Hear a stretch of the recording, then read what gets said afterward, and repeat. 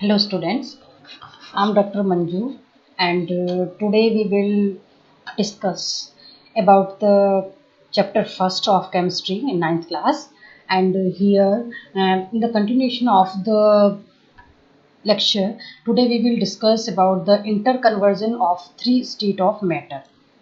Clear? So what happened actually when the solid is converted into the gas directly? This process is called the sublimation, and if the gas is converted into the solid, this process is also called the sublimation.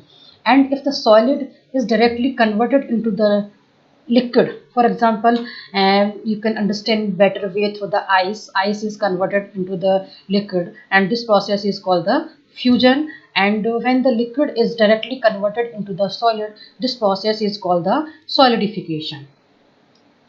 Now, next, when the liquid is converted into the gas, it's called the vaporization. You can understand about the vaporization. When you heat the water, after some times you can see the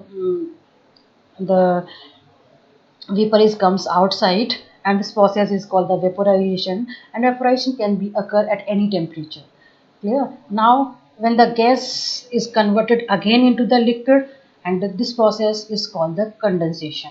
So when you heat the water and now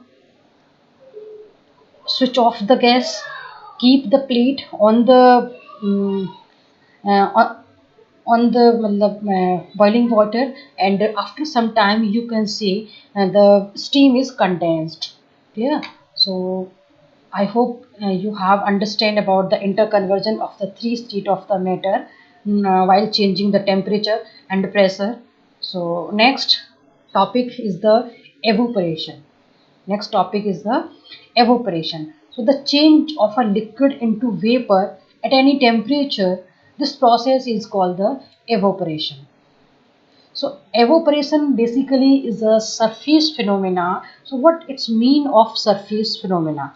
Surface phenomena means the molecules that is present on the surface is the molecules that is present on the surface have the more kinetic energy because they absorb the energy from the surrounding and have the more kinetic energy and first move from the surface. So that's why it's called the surface phenomena. When you keep your cloth in the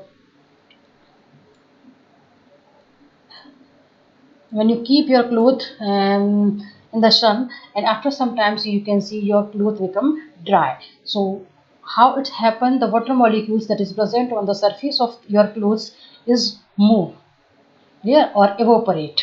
So that's why this phenomena is called the evaporation. Now we will discuss now what is the factor that affecting the rate of the evaporation, which factor is increase the rate of evaporation and which factor is decrease the rate of evaporation. We will discuss in this topic here. First is the surface area. If you increase the surface area, the rate of evaporation is increase.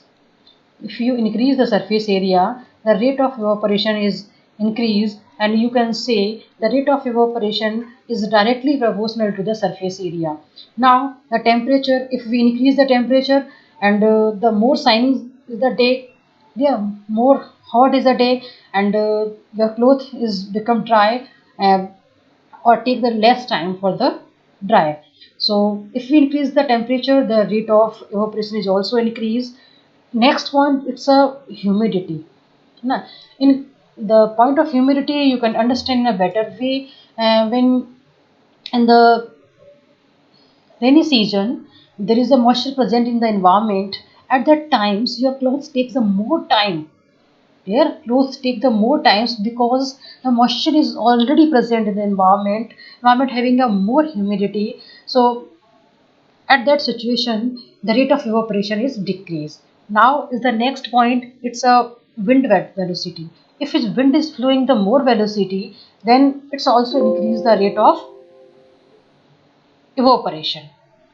Yeah. So I hope you will understand what the factor affecting the rate of evaporation. You can understand here. The molecules are the moving here, and the surface molecule having the high kinetic energy. So the molecules are evaporate fast as compared to the molecule present at the lower surface. Now you have to